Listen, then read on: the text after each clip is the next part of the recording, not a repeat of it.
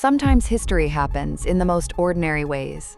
No fanfare, no photographers lined up outside, just two black Range Rovers pulling through iron gates on a quiet September evening. But don't let the simplicity fool you. What unfolded behind those doors at Clarence House might have just rewritten the future of the British monarchy forever.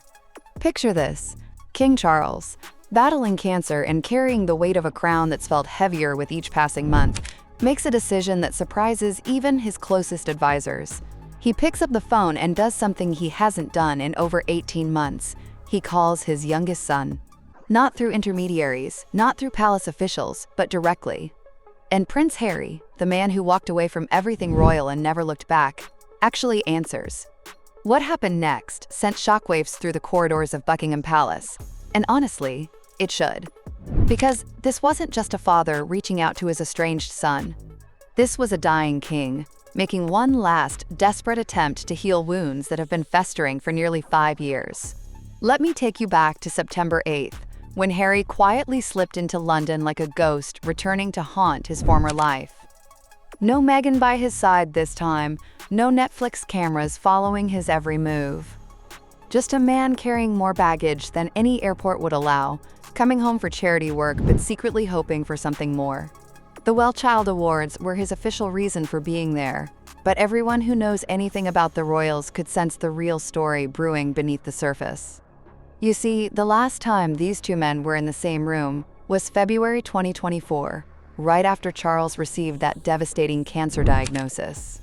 Harry had rushed to his father's bedside then, but it was awkward, stilted, more like a formal visit than a family reunion. They barely had time to say everything that needed saying before Harry was whisked back to California, leaving behind more questions than answers.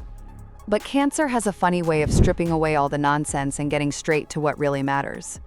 And for Charles, what matters is this: he's running out of time to fix the biggest mistake of his reign, losing his son to pride, protocol, and political maneuvering. So when Harry's people quietly reached out about extending his London stay, Charles didn't hesitate.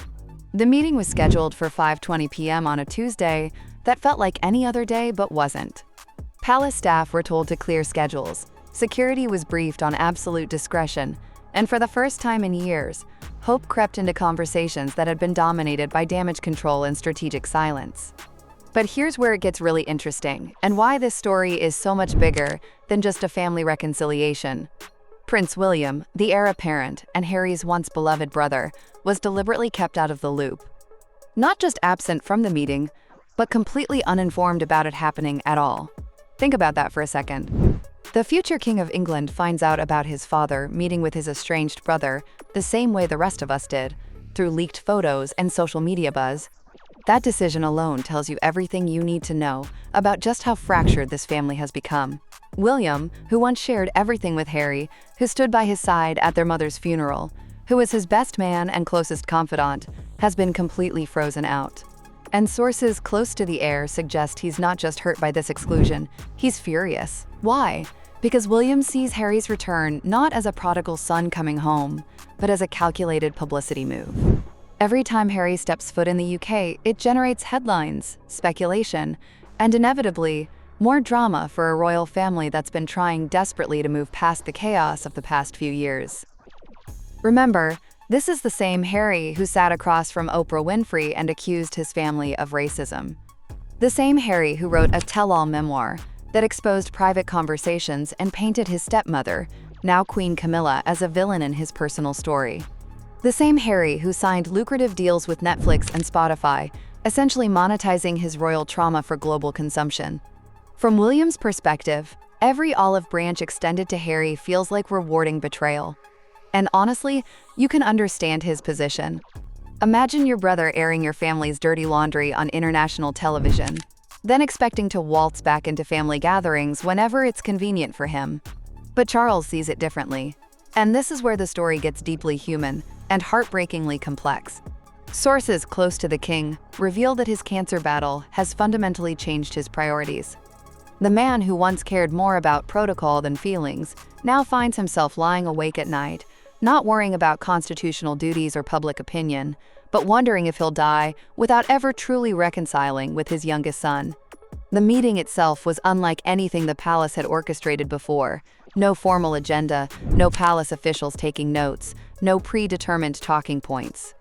Just a father and son, sitting across from each other, in chairs that have witnessed centuries of royal conversations, trying to bridge a gap that sometimes felt unbridgeable. Harry arrived, looking tense but determined, wearing the expression of someone who knew he was walking into emotional quicksand but couldn't turn back. Charles, visibly thinner since his treatment began, but still carrying himself with royal bearing, greeted his son with the kind of reserved warmth that the royal family has perfected over generations, loving but careful, hopeful but guarded. What they discussed in those 30 crucial minutes remains locked behind palace walls, but body language experts who analyzed the limited footage available painted a picture of two men desperately trying to reconnect across years of hurt and misunderstanding. There were no dramatic gestures, no emotional embraces caught on camera, just the subtle signs of a conversation that mattered more than either man was willing to admit publicly. But here's what makes this meeting so significant beyond the personal drama. It represents a fundamental shift in how the monarchy handles crisis. For decades, the royal family's response to controversy has been simple: maintain dignified silence and wait for the storm to pass. Never explain, never complain, never engage with criticism publicly. Charles choosing to meet with Harry privately signals a different approach. It suggests that maybe, just maybe, the new king understands that some storms don't pass on their own, that some bridges need to be actively rebuilt rather than simply hoped back into existence.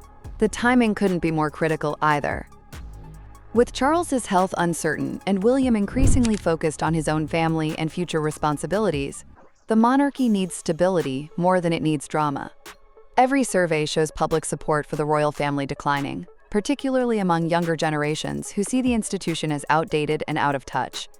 Harry, despite all the controversy, remains popular with significant portions of the public, especially those who admire his military service and mental health advocacy. His complete alienation from the family serves no one's interests, not the monarchy's, not the public's, and certainly not his own. Yet the obstacles to genuine reconciliation remain enormous. Trust, once broken at this level, doesn't rebuild overnight. Harry has spent years publicly criticizing the institution his father now heads. Charles has spent those same years watching his son's actions damage the reputation he's worked his entire life to protect. And then there's the Meghan factor, the elephant in every room when this family gets together. While she wasn't physically present for this meeting, her influence looms large. Palace insiders suggest that any real reconciliation would require acknowledgement of how she was treated during her brief time as a working royal, something that would require admissions of fault that the institution has historically been unwilling to make. The silence that followed the meeting speaks volumes too. In an age where every royal sneeze generates press releases, the complete absence of official comment suggests either extreme caution or complete failure. Palace communications teams, usually quick to brief friendly journalists about positive developments, have remained mysteriously quiet. Harry's team, typically eager to control narrative around his public appearances, has been equally silent. No carefully worded statements about productive conversations or steps toward healing. Just radio silence from both sides, leaving the public to read tea leaves and interpret blurry photographs. This silence might actually be the most encouraging sign of all. Real reconciliation, the kind that might actually stick, doesn't happen in press releases and photo opportunities.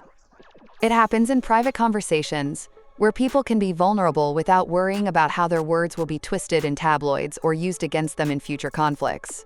William's continued absence from this process remains the wild card. Palace sources suggest he's adopted a wait-and-see approach, unwilling to engage with Harry until his brother proves through actions, not words, that he's genuinely committed to rebuilding family relationships, rather than simply managing his public image. But what happens next might depend less on what any of them want, and more on what the monarchy needs to survive. Charles understands better than anyone that institutions that fail to evolve don't survive. The royal family has weathered scandals before, but never in an era where every misstep is dissected on social media and where public patience for privilege without accountability has worn dangerously thin. The meeting between Charles and Harry might have lasted only 30 minutes, but its implications could stretch for decades. It represents either the first step toward healing a family that's been broken in public view, or the final attempt at reconciliation before both sides accept that some relationships can't be repaired. Either way, what happened behind those closed doors at Clarence House wasn't just about a father and son trying to find their way back to each other. It was about whether one of the world's oldest institutions has enough flexibility left to accommodate forgiveness, growth, and the possibility that sometimes the most painful family stories can still have happy endings. The next chapter of this saga will be written not in palace statements or television interviews, but in the small, private moments that follow. Whether Harry stays silent about what was discussed, whether Charles continues to keep the door open, whether William eventually finds space for forgiveness in his heart. Because in the end, beneath all the titles and protocols and centuries of tradition, this is still just a story about a family trying to figure out how to love each other despite everything that's happened. And maybe, just maybe, that's enough to build on.